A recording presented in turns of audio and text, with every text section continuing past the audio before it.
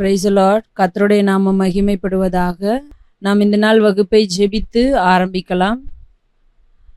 எங்கள் அன்பின் தகப்பனே, அப்பா, இந்த நாளுக்காக நாங்கள் உமக்கு நன்றி செலுத்துகிறோம் ஆண்டவரே. இந்த நாள் வரைக்கும் எங்களோடு கூட இருக்கிறீர், அதற்காக நன்றி செலுத்துகிறோம். நாங்கள் தொடர்ந்து உம்மிலே நிலைத்திருக்க, உம்மிலே வாழ, அப்பா, நாங்கள் உமக்குரியவர்களாய் காணப்பட நீர் எங்களுக்கு கிருபை செய்யுங்க. நாங்கள் உம்முடைய வேதத்தை குறித்து கற்றுக்கொள்ளுகிறதான காரியங்களிலே நீர் எங்களுக்கு உதவி செய்ய வேண்டுமாய் ஜெபிக்கிறோம் ஆண்டவரே. இந்த அறிவு எங்களுக்கு இருமாப்பை உண்டாக்குகிறதாய் அல்ல, நாங்கள் இன்னும் உம்மோடு நெருங்கி சேருவதற்கும், அப்பா, நாங்கள் இன்னும் உம்மை அறிந்து கொள்ளுவதற்கும் எங்களுக்கு அது உதவியாயிருக்கட்டும். எங்களோடு கூட இருங்க, எங்களை வழி நடத்துங்க. இன்ப இயேசுவின் நாமத்தில் ஜெபிக்கிறோம் பிதாவே, ஆமேன், ஆமேன்.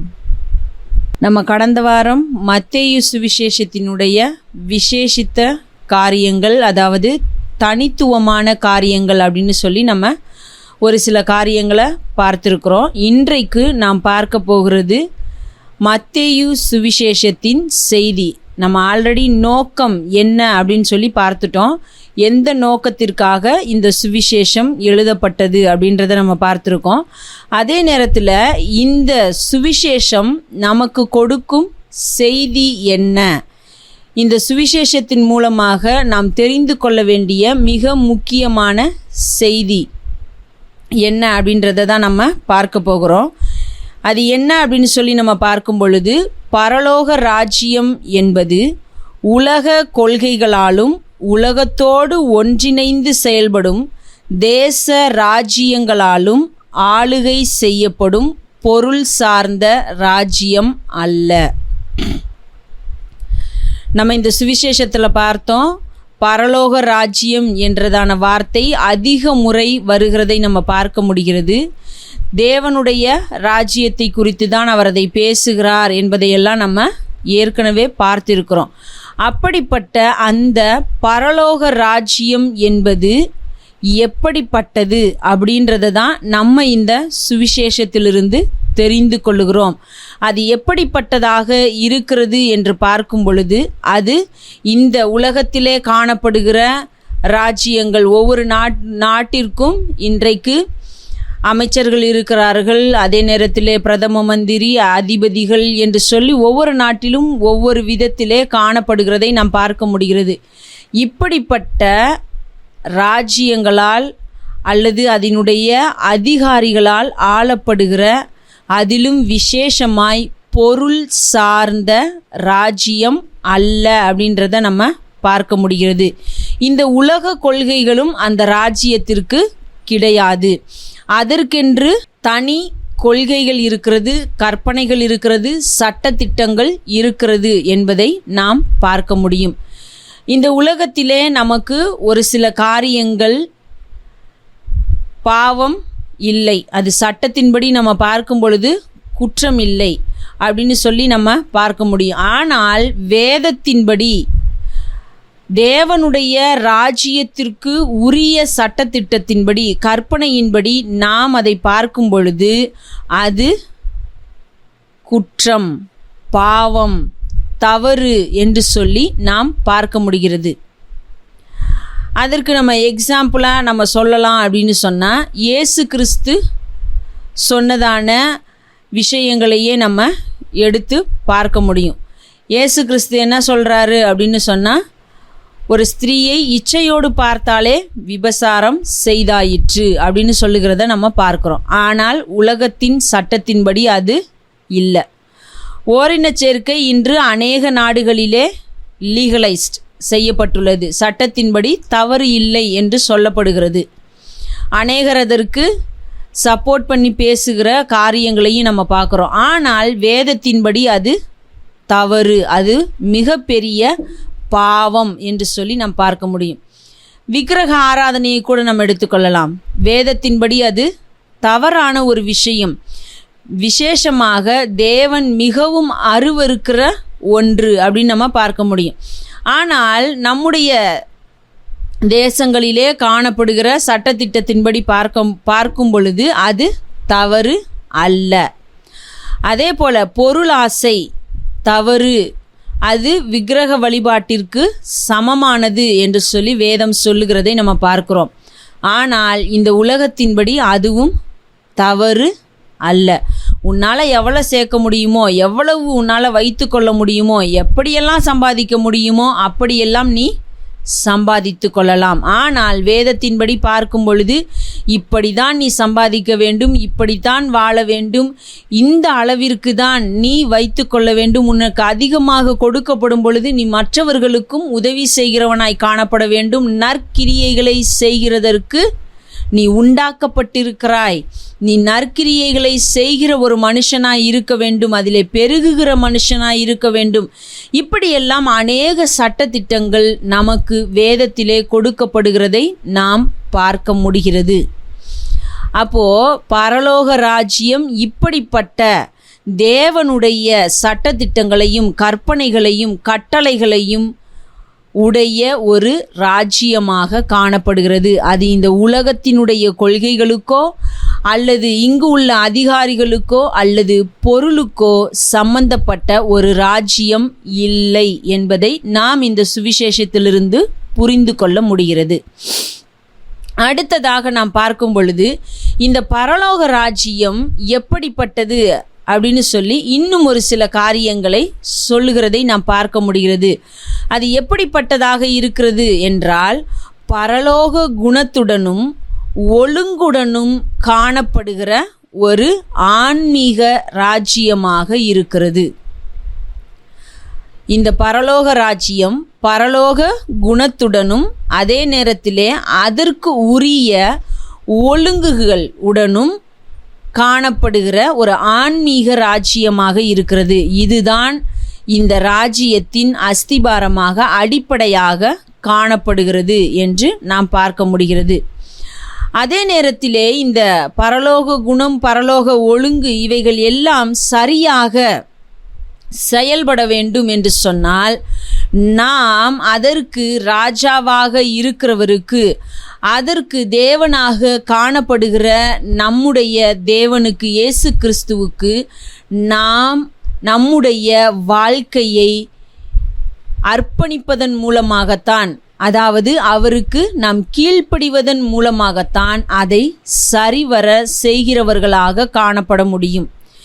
இன்றைக்கும் கூட அநேக நேரங்களிலே கிறிஸ்தவர்கள் என்று சொல்லிக் கொள்ளுகிற நம்மிலே அநேகர், அதே நேரத்திலே நாமும் கூட ஒரு சில நேரங்களிலே அந்த பரலோகத்து ராஜ்யத்தினுடைய குணங்களோடும் ஒழுங்கோடும் காணப்படுகிறோமா அப்படின்னு சொன்னால் அநேக நேரங்களில் கேள்விக்குறியாக இருக்கிறதை நாம் பார்க்க முடிகிறது.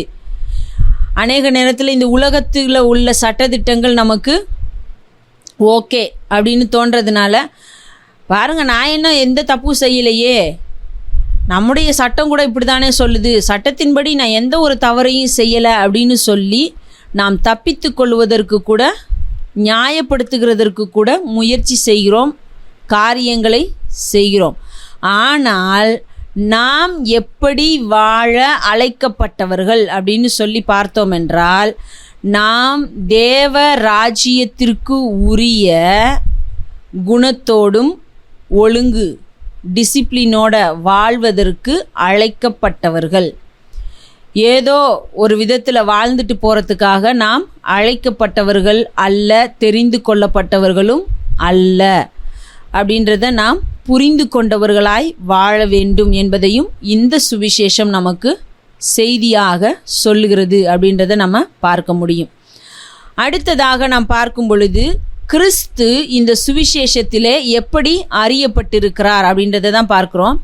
கிறிஸ்து அறியப்படுதல் நம்ம எல்லாருக்குமே தெரியும். ஆதியாகமத்திலிருந்து வெளிப்படுத்தின விசேஷம் வரைக்கும் ஒவ்வொரு புஸ்தகமும் கிறிஸ்துவை குறித்து ஏதோ ஒரு காரியத்தை சொல்லுகிறதை நாம் பார்க்க முடியும். அப்படி இந்த சுவிசேஷத்திலும் அநேக காரியங்கள் கிறிஸ்துவை குறித்து சொல்லப்பட்டிருக்கிறது.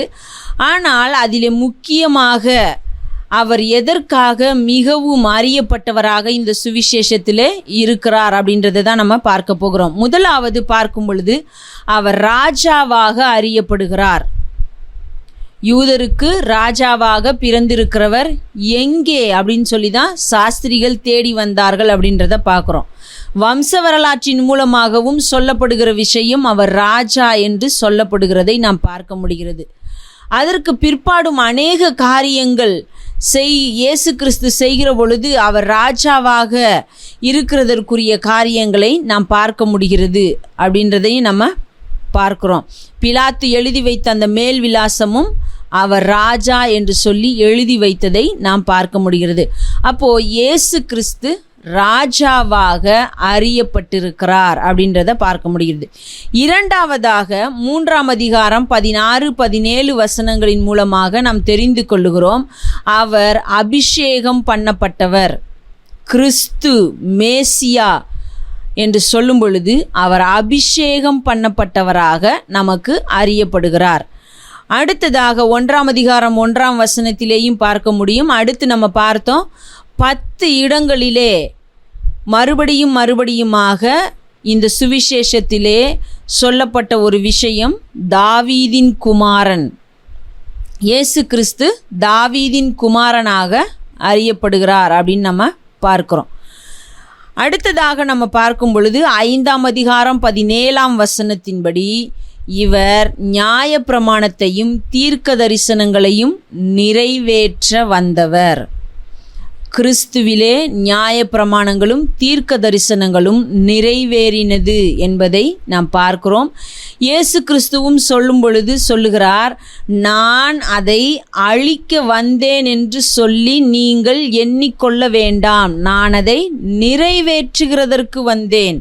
அதையெல்லாம் நிறைவேற்றி நமக்கு அதற்கு பிற்பாடு நம்முடைய வாழ்க்கையிலே அவர் ஒரு புதிய உடன்படிக்கையை ஏற்படுத்தி அதற்குரிய கற்பனைகளையும் கட்டளைகளையும் அவர் கொடுக்கிறதை நாம் பார்க்க முடிகிறது.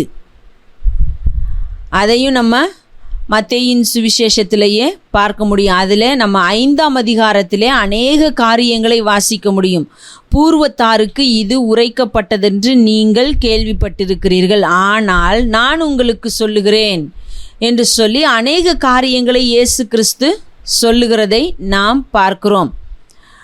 அந்த 5ஆம் அதிகாரம் முடியும் பொழுது கடைசியாக கண்ணுக்கு கண் பல்லுக்கு பல் என்று சொல்லி பூர்வத்தாருக்கு உரைக்கப்பட்டதை நீங்கள் கேள்விப்பட்டிருக்கிறீர்கள், ஆனால் நான் உங்களுக்கு சொல்லுகிறேன், உங்கள் சத்துருக்களை சிநேகியுங்கள், உங்களை துன்பப்படுத்துகிறவர்களுக்காக ஜெபம் பண்ணுங்கள், உங்களை சபிக்கிறவர்களை நீங்கள் ஆசீர்வதியுங்கள் என்று சொல்லி இயேசு கிறிஸ்து சொல்லுகிறதை நாம் பார்க்க முடிகிறது.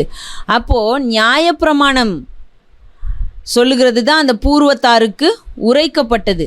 அதையெல்லாம் இயேசு கிறிஸ்து நிறைவேற்றி முடித்து இப்பொழுது நமக்கு புதிய உடன்படிக்கைக்குரிய கற்பனைகளை கொடுத்திருக்கிறார் என்பதை நாம் பார்க்க முடிகிறது.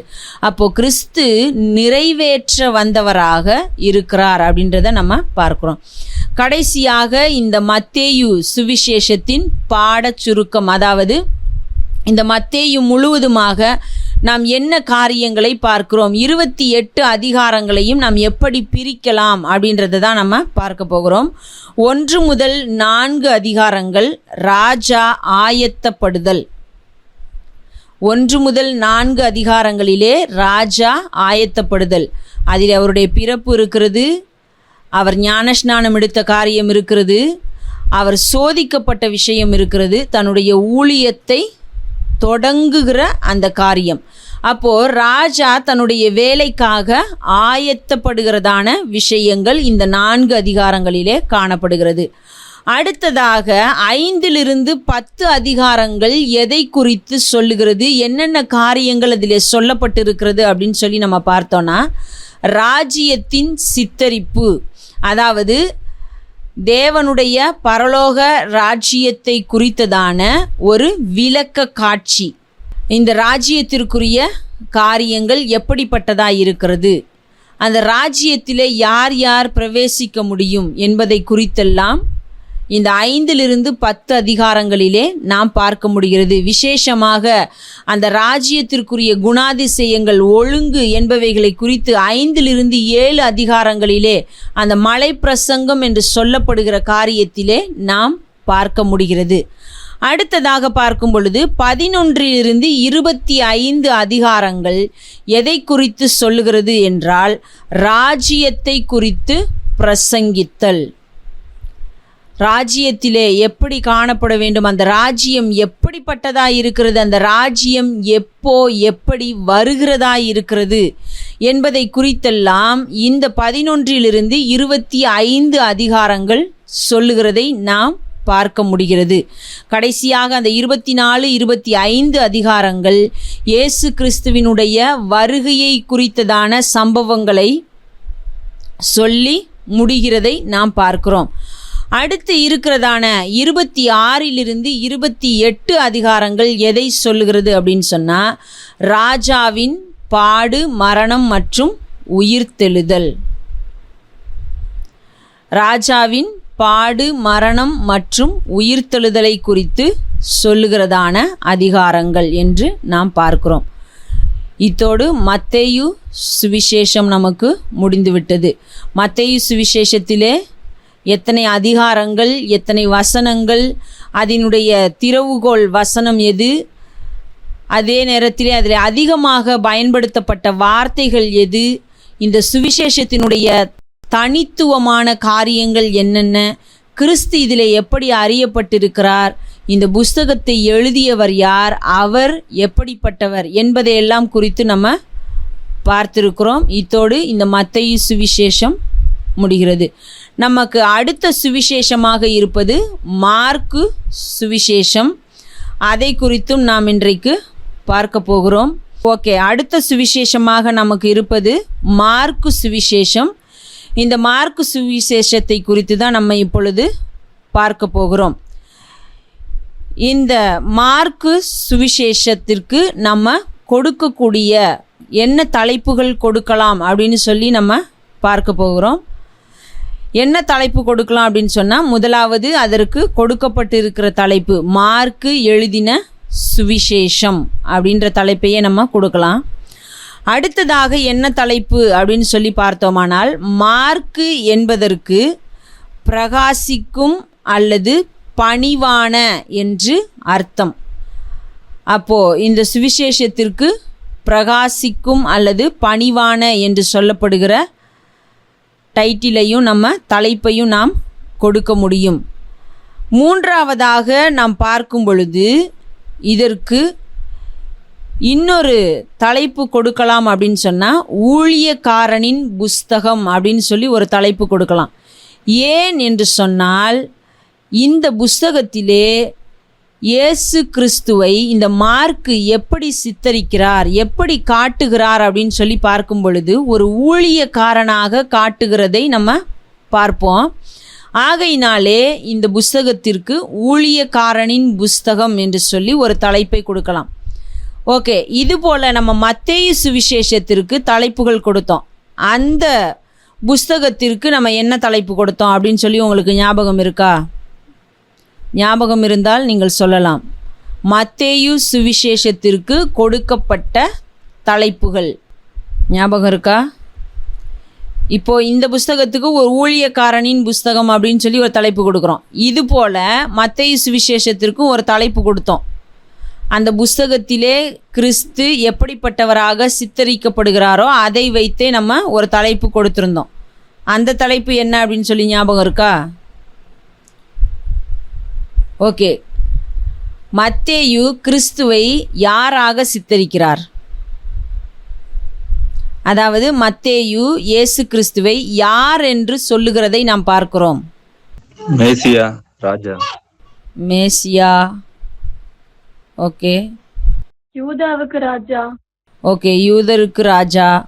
ஓகே, ராஜாவாக அறியப்படுகிறார் அப்படின்னு சொல்லி பார்த்தோம். தலைப்பு கொடுக்கும் பொழுதும் அது ராஜாவின் புஸ்தகம் அப்படின்னு சொல்லி ஒரு தலைப்பையும் நம்ம கொடுத்தோம். அதே போல் தான் இங்கேயும் நம்ம என்ன பண்ணுறோம் அப்படின்னு சொன்னால், இந்த புஸ்தகத்திலே கிறிஸ்துவை ஒரு ஊழியக்காரனாக, அதாவது தேவனுடைய ஊழியக்காரனாக இவர் சித்தரித்து அவரை காட்டி எழுதுகிறபடியினாலே நம்ம என்ன பண்ணுறோம் அப்படின்னு சொன்னால், ஊழியக்காரனின் புஸ்தகம் அப்படின்னு சொல்லி ஒரு தலைப்பு கொடுக்குறோம்.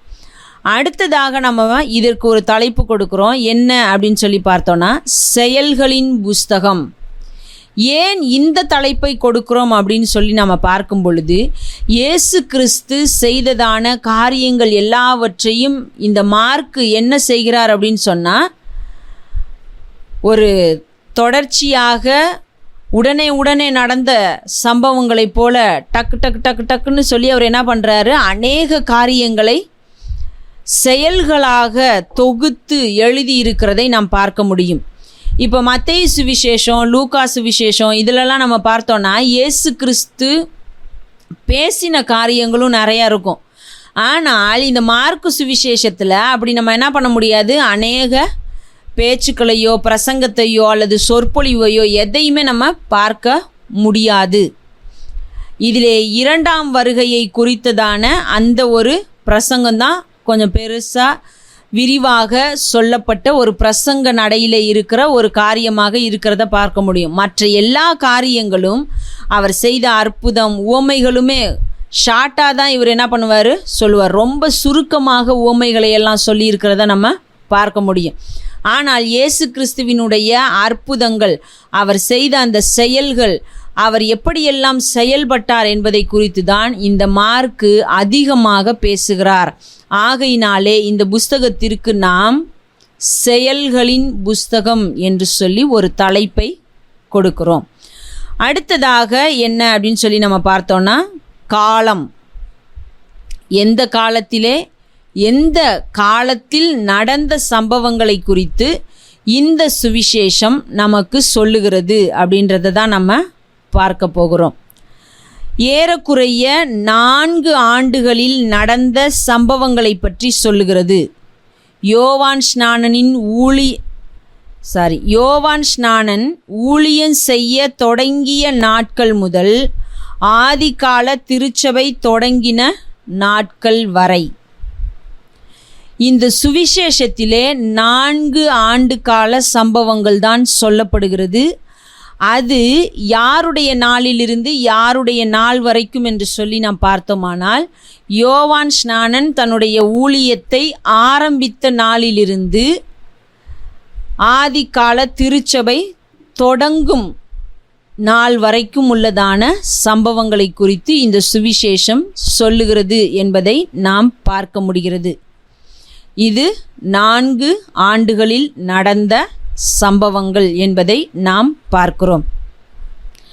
இது எந்த நாளிலே எழுதப்பட்டது அப்படின்னு சொல்லி பார்த்தோமானால், தோராயமாக அல்லது ஏறக்குறைய கிபி 55 60க்குள் எழுதப்பட்ட ஒரு சுவிசேஷம் என்று சொல்லுகிறார்கள். நமக்கு நம்முடைய வேதத்திலே மத்தேயு சுவிசேஷம் 1வது சுவிசேஷமாக கொடுக்கப்பட்டிருக்கிறது.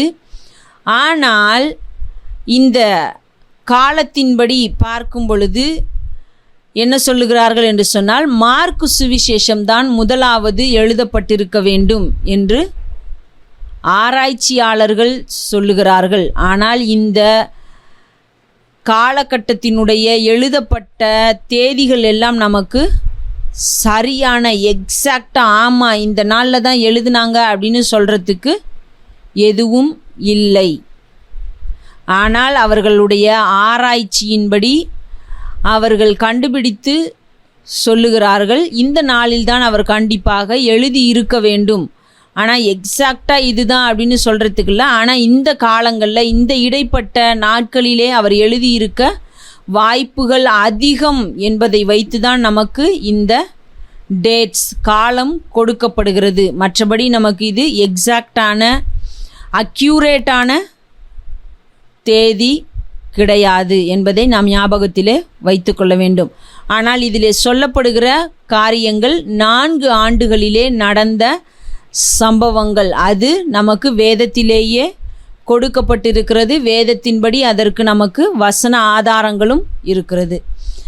ஓகே, அடுத்ததாக நம்ம பார்க்கும் பொழுது இந்த சுவிசேஷம் மார்க்கு என்று சொல்லப்படுகிற நபரால் எழுதப்பட்டது என்பதை நாம் பார்க்க முடிகிறது. ஆகையினாலே தான் அவருடைய பெயரே இந்த சுவிசேஷத்திற்கு வைக்கப்பட்டிருக்கிறது. அப்போ எழுத்தாளர் அப்படின்னு சொல்லி பார்த்தோன்னா மார்க்கு. இவர் யார் அப்படின்றதை குறித்து ஒரு சில காரியங்களை நாம் தெரிந்து கொள்ளலாம். இவர் யார் அப்படின்னு சொன்னால், அரிஸ்டோபோலஸ் மரியாள் என்பவர்களின் குமாரன். ஆனால் இவருடைய தகப்பனார் பெயர் நமக்கு வேதத்திலே இல்லை. இது வரலாற்றின் சம்பவங்களிலிருந்து தான் எடுத்திருக்கிறார்கள். இவருடைய தகப்பனார் பெயர் அரிஸ்டோபோலஸ் அப்படின்னு சொல்லி. ஆனால் நம்ம வேதத்திலேயே பார்க்க முடியும். அப்போஸ்தலர் 12ஆம் அதிகாரம் 12ஆம் வசனத்தில் நம்ம வாசிக்கிறோம். என்ன அப்படின்னு சொன்னால், இவர் மரியாளின் குமாரன் அப்படின்றத நம்ம வாசிக்க முடியும். இவருடைய பெயர் என்ன அப்படின்னு சொல்லி பார்த்தோமானால் மார்க்கு என்று சொல்லி அநேக இடங்களிலே சொல்லப்படுகிறது. ஆனால் இவருடைய பெயர் யோவான் மார்க்கு என்று நாம் பார்க்க முடியும். அப்போஸ்தலர் 12ஆம் அதிகாரம் 12ஆம் வசனம். இங்கே நாம் இவருடைய பெயர் யோவான் மார்க்கு என்று சொல்லப்படுகிறதை பார்க்க முடிகிறது. இவருக்கு இது 2 பெயர்கள்தான். எப்படி மத்தேயுவிற்கு மத்தேயு, லேவி என்று சொல்லி 2 பெயர்கள் இருந்ததோ, அதே போல இவருக்கும் யோவான், மார்க்கு என்று சொல்லி 2 பெயர்கள் இருந்தது. ஒன்று எபிரேய பெயரும் இன்னொன்று கிரேக்க பெயருமாக இருக்கிறது என்பதை நாம் பார்க்க முடிகிறது. இவருக்கு 2 பெயர் தான், யோவான் என்று ஒன்று, இன்னொன்று மார்க்கு. இது அவர்களுக்கு அந்த நாளிலே அநேகருக்கு 2 பெயர்கள், 2 கலாச்சாரத்திற்குரிய பெயர்கள் இருந்ததை நாம் பார்க்க முடியும். அதுபோல் இவருக்கும் 2 பெயர் இருந்தது அப்படின்றத நம்ம பார்க்குறோம். அடுத்ததாக இந்த ஒரு விஷயமும் நமக்கு உறுதியாக சொல்ல முடியாது. ஆனால் இதையும் வரலாற்று ஆசிரியர்கள், வேதத்தை ஆராய்ந்தவர்கள், அந்த நாளிலே ஒரு சில ஆராய்ச்சிகளை செய்தவர்கள் சொல்லுகிறார்கள். என்ன அப்படின்னு சொன்னால், இயேசு கிறிஸ்துவுக்கு இருந்த 70 சீஷர்களில் இந்த மார்க்கும் ஒருவர் என்று சொல்லுகிறார்கள். லூக்கா 10ஆம் அதிகாரம் 1ஆம் வசனத்தை நாம் வாசிக்கும் பொழுது அங்கே வாசிப்போம், இயேசு கிறிஸ்து 2 பேராக சேர்த்து ஊழியத்தை செய்யும்படி 70 பேரை அனுப்பினார் என்று சொல்லி நாம் வாசிக்கிறோம். அந்த 70 பேரில் ஒருத்தர் தான் இந்த மார்க்கு என்று சொல்லுகிறார்கள். அடுத்தது 4ஆவதாக நாம் பார்க்கிறோம், இவர் சுவிசேஷ 4 சுவிசேஷங்கள் நமக்கு இருக்கிறது. அந்த 4 சுவிசேஷ எழுத்தாளர்களில் ஒருவர் இந்த மார்க்கு. 5ஆவதாக இவர் பிறந்த ஊர் எது அப்படின்னு சொல்லி பார்த்தோம் என்றால், சிரேனே என்று சொல்லப்படுகிறதான ஊர். இது எங்கே இருக்கிறது அப்படின்னா வட ஆப்பிரிக்காவில் இருக்கிறது. தற்போது அந்த ஊர் லிபியா என்று சொல்லி அறியப்படுகிறது அப்படின்னு சொல்கிறாங்க. இப்பொழுது அந்த சிரேனே அப்படின்ற ஊர் எதுனா லிபியா என்று சொல்லுகிறார்கள். அந்த நாளிலே அது சிரேனே என்று அழைக்கப்பட்டது. அந்த ஊரை சேர்ந்தவர் தான் இந்த மார்க்கு என்பவர். 6ஆவதாக நாம் பார்க்கிறோம், அலெக்சாந்திரியா அப்படின்னு சொல்லி ஒரு பட்டணம் இருந்தது. அந்த பட்டணத்திலே இவர் ஒரு சபையை நிறுவியிருக்கிறார். அங்கே ஒரு சபை உருவாவதற்கு இவர் காரணமாக இருந்திருக்கிறார் அப்படின்றத பார்க்க முடிகிறது. அடுத்ததாக நாம் பார்த்தோமானால், பவுல் மற்றும் பர்னபாவோடு இறை பயணத்தை மேற்கொண்டவர். இவரால் தான் பவுலுக்கும் பர்னபாவுக்கும் இடையே கருத்து வேறுபாடு உண்டானது. அப்போஸ்தலர் 13ஆம் அதிகாரத்திலே நாம் வாசிக்கிறோம், அந்தியோகியாவில் இருந்த சபையிலிருந்து பவுலும் பர்னபாவும் 2 பேரும் தேவனுடைய ஊழியத்தை போய் வெவ்வேறு பட்டணங்களிலே இடங்களிலே செய்யும்படியாக பிரித்து அனுப்பப்படுகிறார்கள். அப்பொழுது அவர்களோடு கூட இந்த யோவான் மார்க்கு என்பவரும் சேர்ந்து போகிறார். ஆனால் ஒரு குறிப்பிட்ட ஊர்களுக்கு சென்ற பிற்பாடு இவர் என்ன பண்ணுறாரு, திரும்பி எருசலேமுக்கு வந்துவிட்டார் என்று சொல்லி நாம் வாசிக்க முடியும். ஆனால் அந்த இறை பயணத்தை, அந்த ஊழியத்தை பவுலும் பர்னபாவும் தொடர்ந்து செய்கிறார்கள். முடித்துவிட்டு மறுபடியுமாக அந்தியோகியாவிற்கு வந்து தங்கள் மூலமாக தேவன் எதையெல்லாம் செய்தார், என்னென்ன காரியங்கள் செய்தார் என்பதையெல்லாம் அந்த சபையிலே வந்து சாட்சியாக சொல்லுகிறார்கள், அவர்களுக்கு விவரித்து காண்பிக்கிறார்கள் என்பதை நாம் பார்க்கிறோம்.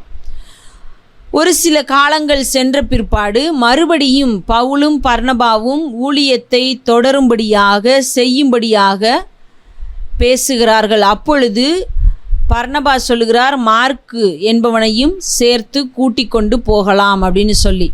ஆனால் பவுல் சொல்லுகிறார், அவன் பாதியிலே நம்மை விட்டு போய்விட்டான், ஆகையினாலே மறுபடியும் அவனை சேர்த்து கொள்ள வேண்டாம் அப்படின்னு சொல்லி 2 பேருக்கும் வெவ்வேறு கருத்துக்கள் இருந்ததை நாம் பார்க்கிறோம். ஆகையினாலே இப்போ பவுல் அவருடைய வழியை பார்த்து கொண்டு அவர் ஒரு வழியிலே செல்கிறார். பர்னபா இந்த மார்க்குவை கூட்டிக் கொண்டு சீப்புரு என்கிற தீவிற்கு ஊழியம் செய்ய போனதாக நாம் பார்க்க முடிகிறது. அப்போது பவுலுக்கும் பர்னபாவுக்கும் வெவ்வேறு கருத்து வேறுபாடு வந்தது யார் மூலமாக அப்படின்னு சொன்னால் இந்த மார்க்கு மூலமாகத்தான் அப்படின்றத நம்ம பார்க்க முடிகிறது. அடுத்ததாக நம்ம பார்க்குறோம் அப்போஸ்தலர் 15ஆம் அதிகாரம் 39ஆம் வசனத்தில் பர்னபாவோடு இணைந்து சீப்புரு தீவிற்கு சென்றார் அப்படின்றதையும் நம்ம பார்க்க முடிகிறது. இன்னொன்று என்ன அப்படின்னு சொல்லி நம்ம பார்த்தோமானால் 2 தீமோத்தேயு 4ஆம் அதிகாரம் 11ஆம் வசனத்திலே நாம் வாசிக்க முடிகிறது. பவுல் இவரை குறித்து சொல்லுகிறார். என்ன அப்படின்னு நம்ம பார்த்தோமானால், ஊழியத்தில் எனக்கு பிரயோஜனம் உள்ளவன் என்று சொல்லப்படுகிற ஒரு வார்த்தை மார்க்குவை குறித்து சொல்லப்படுகிறது. இந்த மார்க்குவை வச்சு தான் இப்போ பவுலும் பர்னபாவும் பிரிஞ்சு போகிறாங்க. அவர் மார்க்குவை கூட்டிகிட்டு போகிறதுக்கு அவருக்கு விருப்பமே இல்லை, அப்படிப்பட்ட ஒரு சூழ்நிலை இருந்தது. ஆனால் இந்த பர்னபா மார்க்குவை கூட்டிக் கொண்டு செல்லுகிறார் அப்படின்றத பார்க்குறோம். பிறகு இருந்த நாட்களிலே இந்த மார்க்குவிற்கு சமயம் கிடைத்திருக்கிறது, சந்தர்ப்பம் கிடைத்திருக்கிறது. பவுலுக்கு ஊழியத்திலே உதவி செய்யக்கூடிய ஒரு சூழ்நிலை கிடைத்திருக்கிறது. அதன்படி தான் நடந்திருக்க வேண்டும். ஆகையினால்தான் அவர் சொல்லுகிறார், தீமோத்தேயுவுக்கு எழுதும் பொழுது, மார்க்கு ஊழியத்திலே எனக்கு பிரயோஜனம் உள்ளவனாய் இருந்தான் என்று சொல்லி அவர் தீமோத்தேயுவுக்கு எழுதும் பொழுது குறிப்பிட்டு எழுதுகிறதை நம்மால் பார்க்க முடிகிறது. அடுத்ததாக நம்ம பார்க்கும் பொழுது, ஆதிகால திருச்சபை இவருடைய வீட்டில் கூடி ஜெபித்தது என்பதை நாம் பார்க்கிறோம். அந்த அப்போஸ்தலர் 12ஆம் அதிகாரத்தில் நாம் வாசிக்கும் பொழுது அங்கே மரியாள் என்பவளுடைய வீட்டிலே அவர்கள் கூடி ஜெபித்தார்கள் என்றெல்லாம் நம்ம வாசிக்கிறோம். அது யாருடைய வீடுனா இந்த யோவான் மார்க்கு என்பவருடைய வீடு தான் அப்படின்றத நம்ம பார்க்க முடிகிறது. இப்போ ஆதி காலத்திலே இருந்த திருச்சபையினர் இவருடைய வீட்டிலே கூடி ஜெபித்திருக்கிறார்கள் என்பதை நாம் பார்க்க முடிகிறது. அடுத்ததாக நாம் பார்க்கும் பொழுது 1 பேதுரு 5ஆம் அதிகாரம் 13ஆம் வசனத்தின்படி பேதுரு இந்த மார்க்குவை குறித்து சொல்லும் பொழுது அவர் இவரை தன்னுடைய குமாரன் என்று சொல்லுகிறதை நாம் பார்க்கிறோம்.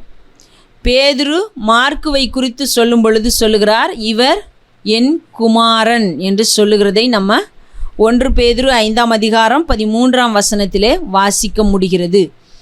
ஓகே, இப்போ பேதுரு மார்க்குவை என் குமாரன் என்று சொல்லுகிறத நம்ம பார்க்குறோம். பவுலும் அதுபோல் ஒரு சிலரை என் குமாரன் அப்படின்னு சொல்லியிருக்கிறார். யார் யாரை குறித்து அப்படி பவுல் சொல்லியிருக்கிறார்? நீங்கள் ஆன்சர் பண்ணலாம். யார் யாரை குறித்து பவுல் தன் குமாரன் என்று சொல்லுகிறதை நாம் வாசிக்கிறோம். Okay, correct. தீமோத்தேயுவை குறித்து சொல்கிறாரு. வேறு ஒரு ஆன்சர் பிரதர் சொல்லியிருக்காங்க. தீமோத்தேயுவை குறித்து சொல்லுகிறார். தீத்து அவரை குறித்தும் சொல்லுகிறதை நம்ம பார்க்க முடியும். விசுவாசத்தின்படி உத்தம குமாரன் அப்படின்னு சொல்லி தீத்துவை குறித்தும் அவர் சொல்லுகிறதை நம்ம வாசிக்க முடிகிறது. ஓகே, அடுத்ததாக நம்ம பார்க்குறோம் என்ன அப்படின்னு சொன்னால், இந்த மார்க்கு பேதுருவோடு கூட சேர்ந்து ஊழியத்திற்கு சென்றிருக்கிறார். அவருக்கு ஒரு மொழிபெயர்ப்பாளராகவும் செயல்பட்டிருக்கிறார் என்று சொல்லுகிற காரியத்தை நம்ம பார்க்க முடிகிறது. அதன் மூலமாகத்தான் இவர் இயேசு கிறிஸ்துவை குறித்ததான காரியங்களை எல்லாம் தெரிந்து கொண்டார் என்று சொல்லியும் நம்ம பார்க்கலாம். ஏன் அப்படின்னு சொன்னால், இப்போ மத்தேயு யோவான் இவர்கள் 2 பேரும் இயேசுவோடு கூட இருந்தவர்கள், கூட பயணம் செய்தவர்கள். அவர் எங்கெல்லாம் போனாரோ, என்னெல்லாம் பேசினாரு அப்படின்ற காரியங்கள் எல்லாம் அவர்களுக்கு தெரியும். அவர்கள் இயேசு கிறிஸ்துவின் சீஷர்களாக இருந்தவர்கள். அதன் அடிப்படையிலே அவர்கள் சுவிசேஷத்தை எழுதினார்கள். ஆனால் மார்க்கு இயேசு கிறிஸ்துவின் 70 சீஷர்களில் ஒருவர் அப்படின்னு சொல்லுகிறார்கள். ஆனால் இந்த 70 சீஷர்கள் எப்பொழுதும் இயேசுவின் கூட இருந்தார்களா அப்படின்னு சொல்லிலாம் நம்ம பார்த்தோமானால் இல்லை. இவர்கள் மற்றவர்கள் சொல்லத்தான் கேட்டிருக்க வாய்ப்புகள் அதிகமாக இருக்கிறது.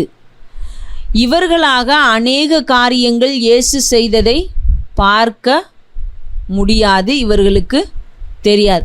ஆனால் இவர் எல்லா விஷயங்களையும் எழுதுகிறதை நாம் பார்க்கிறோம்.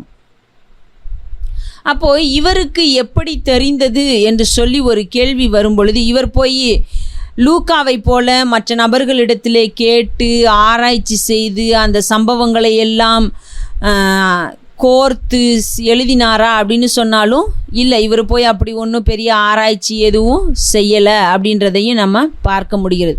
அப்போது இவருக்கு எப்படி இந்த சம்பவங்கள் எல்லாம் தெரிந்தது? அந்த நாளிலே காணப்பட்டதான வாய்மொழி பாரம்பரியம் என்று சொல்லுகிறதான காரியத்தின் மூலமாக மாத்திரம் இவர் தெரிந்து கொண்டாரா அப்படின்னு சொன்னால் அதன் மூலமாகவும் தெரிந்திருப்பார். அதுவும் ஒரு வாய்ப்பு இருக்கிறது. ஆனால் இவர் பேதுருவோடு கூட சேர்ந்து ஊழியத்தை செய்தார் என்று சொல்லி வரலாற்றிலே பார்க்க முடிகிறது. இவரை குறித்த சரித்திர குறிப்புகளிலே பார்க்க முடிகிறது. அப்படி இவர் செய்த பொழுது அந்த பகுதிகளிலே இவர் பேதுருவிற்கு ஒரு மொழிபெயர்ப்பாளராகவும் இருந்திருக்கிறார் என்று சொல்லுகிறார்கள். அப்படியெல்லாம் பேதுரு பிரசங்கித்த பொழுது அவரோடு கூட இருந்த நாட்களிலே இவர் அவரிடத்திலிருந்தும் இயேசு கிறிஸ்துவை குறித்ததான விஷயங்களை அதிகமாக தெரிந்து கொண்டுதான் இந்த சம்பவங்களை எல்லாம் எழுதினார் என்று சொல்லப்படுகிறது. அடுத்ததாக கொலோசையர் 4ஆம் அதிகாரம் 10ஆம் வசனத்திலே நாம் பார்க்கும் பொழுது இந்த மார்க்கு யார் அப்படின்னு சொல்லி நமக்கு ஒரு காரியம் சொல்லப்படுகிறது. யார் அப்படின்னா பர்னபாவிற்கு சொந்தக்காரர், உறவின் முறையான் என்று சொல்லி நம்ம பார்க்க முடிகிறது. அடுத்ததாக சொல்லப்படுகிற ஒரு விஷயம் என்ன அப்படின்னு சொல்லி நம்ம பார்த்தோமானால் இவரை குறித்து இதுவும் சரித்திர ஏடுகளில் உள்ளதுதான். வேதாகமத்திலே நமக்கு எந்த ஒரு குறிப்புகளும் கிடையாது. அது என்ன அப்படின்னு சொல்லி பார்க்கும் பொழுது இவருடைய தகப்பனாரோடு சேர்ந்து யோர்தான் நதிக்கரையில் சென்று கொண்டிருந்த பொழுது அவர்களுக்கு எதிரே 2 சிங்கங்கள் வருகிறது. அந்த சிங்கங்களை பார்த்தவுடன் இவர் இயேசுவினுடைய நாமத்தை சொல்லி முணுமுணுக்கிறார். இயேசுவினுடைய நாமத்தை அவர் அங்கே சொல்லுகிறார். அப்பொழுது அந்த 2 சிங்கங்களும் செத்து விழுந்தது என்று சொல்லுகிறார்கள்.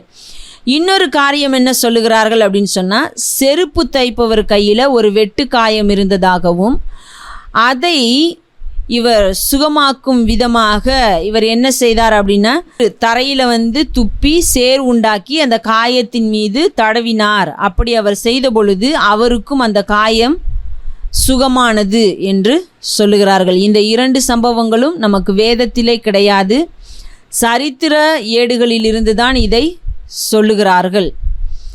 அடுத்ததாக பார்க்கும் பொழுது இவர் அநேகரை இயேசுவின் நாமத்தினாலே சுகமாக்கி இருக்கிறார் என்று சொல்லி பார்க்க முடிகிறது. அநேகரை இயேசுவின் நாமத்தினாலே சுகமாக்கி இருக்கிறார். இயேசு கிறிஸ்துவுக்குள்ளாக அவர்களை நடத்துவதற்கும் அது ஒரு காரியமாக அமைந்திருக்கிறது அப்படின்றத நம்ம பார்க்கிறோம். அப்போது மார்க்குவை குறித்ததான ஒரு சில காரியங்கள் நம்ம இப்போ தெரிந்து கொண்டோம். வேதத்தில் இருக்கிற காரியங்களையும் நம்ம பார்த்தோம். அதே நேரத்தில் வேதத்தில் இல்லாத சரித்திர ஏடுகளில் மாத்திரம் காணப்படுகிற ஒரு சில சம்பவங்களையும் நாம் பார்த்துருக்கிறோம். வேதத்திலேயே இவரை குறித்து அநேக காரியங்கள் சொல்லப்பட்டிருக்கிறத நம்மால் பார்க்க முடிகிறது.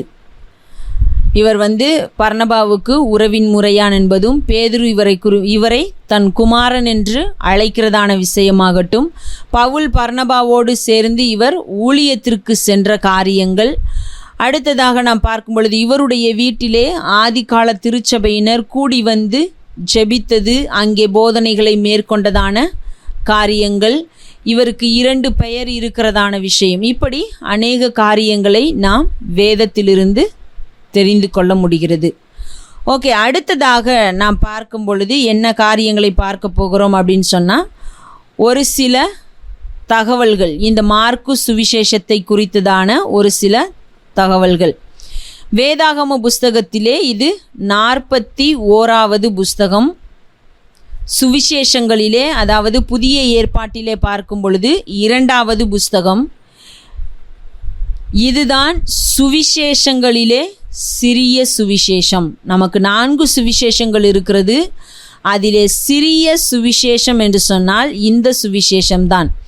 எதன் அடிப்படையிலே என்று சொல்லி நாம் பார்க்கும் பொழுது, அதிகாரங்களின் அடிப்படையிலேயும் இது சிறியது, வசனங்களின் அடிப்படையிலேயும் நாம் பார்க்கும் பொழுது இது சிறியது தான், வார்த்தைகளை அடிப்படையாக வைத்து பார்க்கும் பொழுதும் இது சிறிய புஸ்தகம் என்று சொல்லி நாம் பார்க்க முடிகிறது.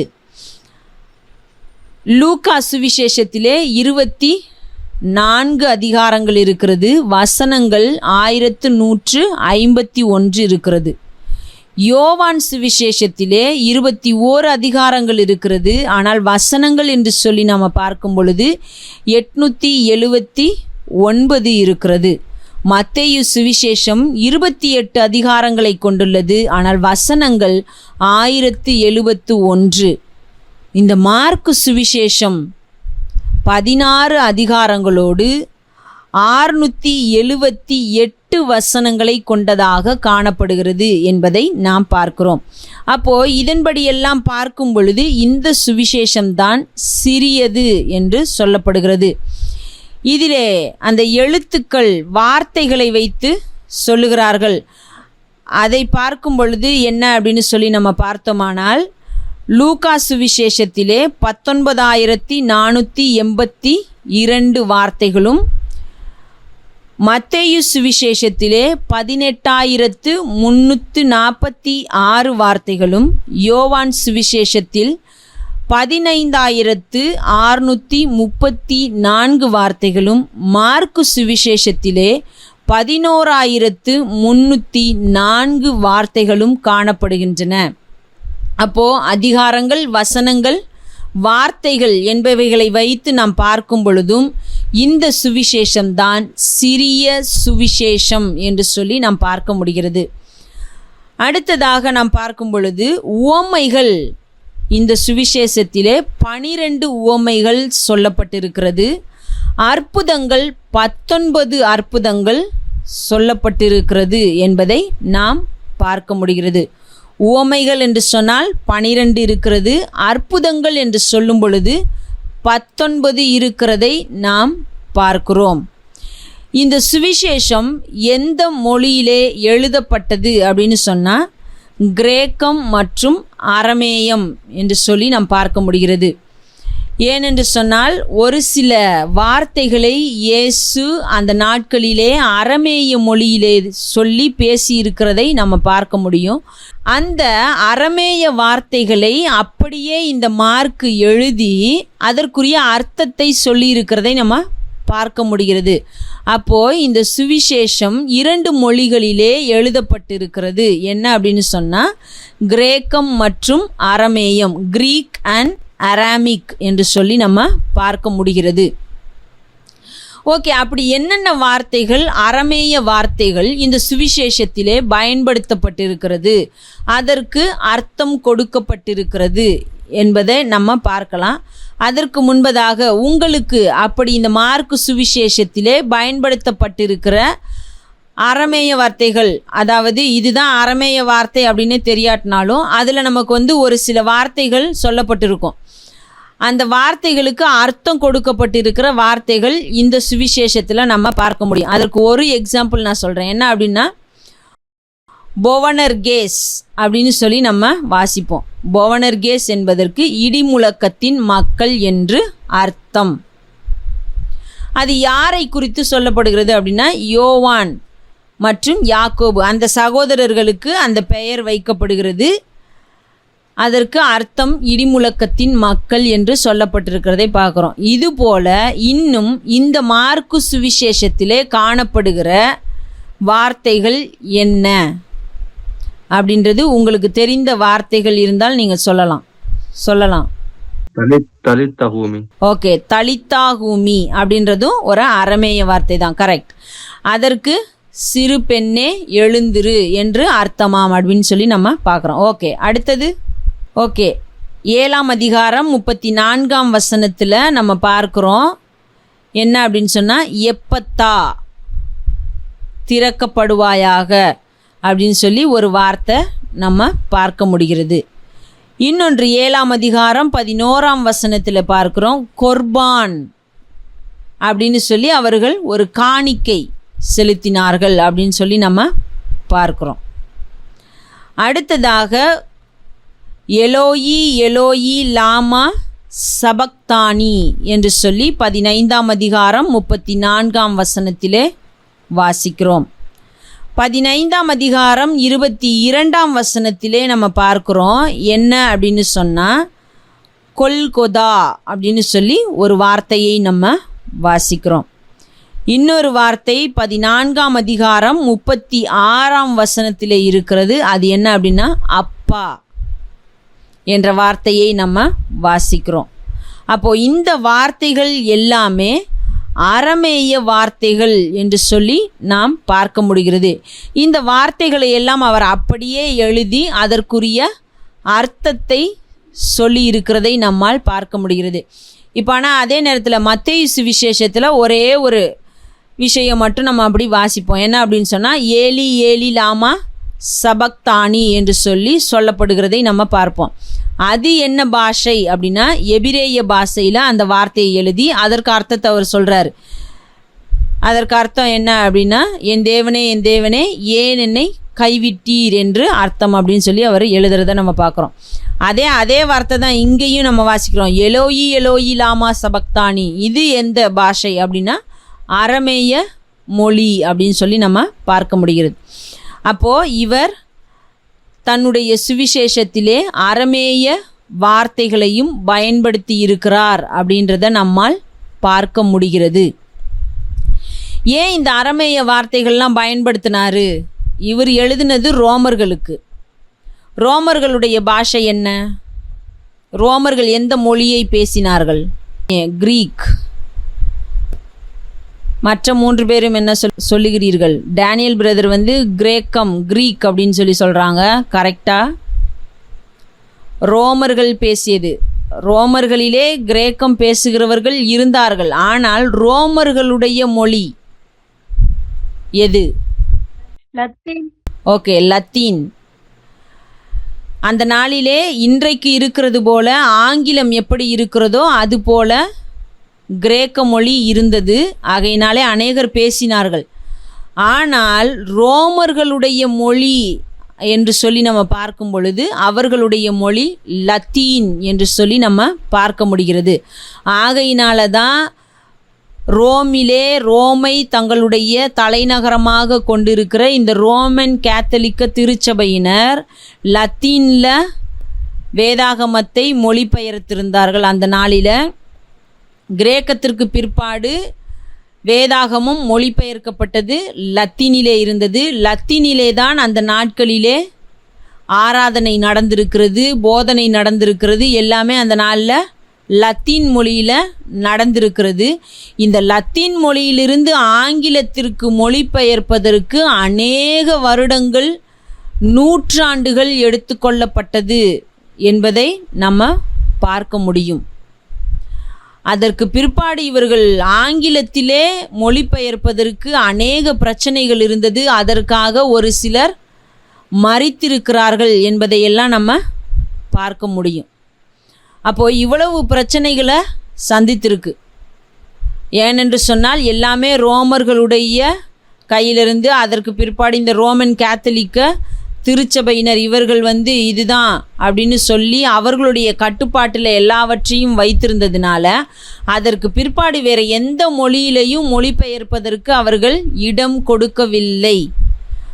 அது இல்லை ஆங்கிலத்தில் மொழிபெயர்த்தே ஆக வேண்டும், இது எல்லாருடைய கரங்கள்லையும் போய் சேரணும் அப்படின்றதற்காக ஒரு சிலர் தங்களுடைய உயிரையும் தியாகம் செய்துதான் அந்த காரியத்தை செய்ய முடிந்தது. வில்லியம் டிண்டேல், விக்லிஃப் இப்படிப்பட்டவர்கள் எல்லாம் அதற்காக அதிகமாக போராடி இருக்கிறார்கள், தங்கள் உயிரையும் கொடுத்திருக்கிறார்கள் அப்படின்றத நம்ம பார்க்க முடியும். ஓகே, அப்போ ரோமர்களுடைய மொழி எது? லத்தீன் என்று சொல்லி நம்ம பார்க்க முடிகிறது. ஓகே, இன்னும் 2 நிமிஷங்கள் தான் இருக்கிறது. உங்களுக்கு இதிலே ஏதாவது டவுட்ஸ் இல்லை இன்னும் வேறு ஏதாவது காரியங்கள் தெரிந்து கொள்ளணும், இந்த இப்போ சொல்லி கொடுத்ததில் மார்க்கு சுவிசேஷத்தில் தெரிந்து கொள்ள வேண்டும் அப்படின்னு சொன்னால் நீங்கள் இப்பொழுது கேட்கலாம். ஓகே, நம்ம இப்போ மத்தேயு புஸ்தகம் பார்த்துருக்கிறோம். இப்பொழுது மார்க்கு சுவிசேஷத்தை குறித்து ஒரு சில காரியங்கள் பார்த்துருக்கிறோம். இன்னும் இந்த சுவிசேஷத்தை குறித்ததான விஷயங்களை அடுத்த வாரத்திலே நம்ம தொடர்ந்து பார்க்கலாம். இந்த சுவிசேஷத்திலே இன்னும் என்னென்ன காரியங்கள் சொல்லப்படுகிறது அப்படின்றதையும் நம்ம பார்க்கலாம். ஓகே, இப்பொழுது நம்ம ஜெபித்து இந்த நாள் வகுப்பை முடிக்கலாம். எங்கள் அன்பின் தகப்பனே, அப்பா, நாங்கள் இந்த நாளுக்காக உமக்கு நன்றி செலுத்துகிறோம். இந்த நாளிலும் கூட தகப்பனே, மார்க்கு சுவிசேஷத்தை குறித்து நாங்கள் படிப்பதற்கு ஒரு சில காரியங்களை தெரிந்து கொள்வதற்கு நீர் கிருபை செய்தீர், அதற்காக நன்றி செலுத்துகிறோம். மத்தேயு சுவிசேஷத்திலும் உள்ளதான செய்தி இன்னதென்று தெரிந்து கொள்வதற்கும் நீர் எங்களுக்கு கிருபை பாராட்டினீர், அதற்காக நன்றி செலுத்துகிறோம்.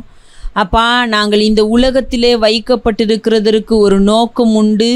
இந்த உலகத்திலே இருக்கிறதான நாட்களிலும் கூட நாங்கள் உம்முடைய பிள்ளைகளாக, உம்முடைய ராஜ்யத்திற்குரியவர்களாக நாங்கள் வாழ்வதற்கு நீர் எங்களுக்கு உதவி செய்ய வேண்டுமாய் ஜெபிக்கிறோம். அப்பா, நாங்கள் இந்த உலகத்திற்குரிய காரியங்களை சார்ந்து வாழ்கிறவர்களாக இல்லாமல் உம்முடைய ராஜ்யத்திற்குரியவர்களாக, உம்முடைய ராஜ்யத்திற்கு ஏற்றவைகளை சிந்தித்து அதை பேசி அதற்கு உரிய குணாதிசயங்களோடும் ஒழுக்கத்தோடும் அப்பா உம்முடைய கற்பனைகளை பின்பற்றுகிறவர்களாயும் நாங்கள் வாழ நீர் எங்களுக்கு உதவி செய்யுங்க. நாங்கள் எப்பொழுதும் எங்களுடைய சுயத்தை குறித்து மேன்மை பாராட்டி எங்கள் சுய காரியத்தை நியாயப்படுத்தி பேசுகிறவர்களாக இல்லாமல் உம்முடைய வேதத்தின்படி, உம்முடைய வார்த்தையின்படி, நீர் விரும்புகிறபடி நாங்கள் அதை செய்திருக்கிறோமா என்று சொல்லி ஆராய்ந்து பார்த்து ஒவ்வொரு நாளும் நீர் எங்களுக்கு வைத்திருக்கிற லக்கை நோக்கி ஓட எங்களுக்கு கிருபை செய்யும், இரக்கம் பாராட்டும். இன்ப இயேசுவின் நாமத்தில் ஜெபிக்கிறோம் பிதாவே, ஆமேன், ஆமேன். என் ஆத்துமாவே கர்த்தரை ஸ்தோத்திரி, என் முழு உள்ளமே அவருடைய பரிசுத்த நாமத்தை ஸ்தோத்திரி. என் ஆத்துமாவே கர்த்தரை ஸ்தோத்திரி, அவர் செய்த சகல உபகாரங்களையும் மறவாதே. ஆமேன், ஆமேன்.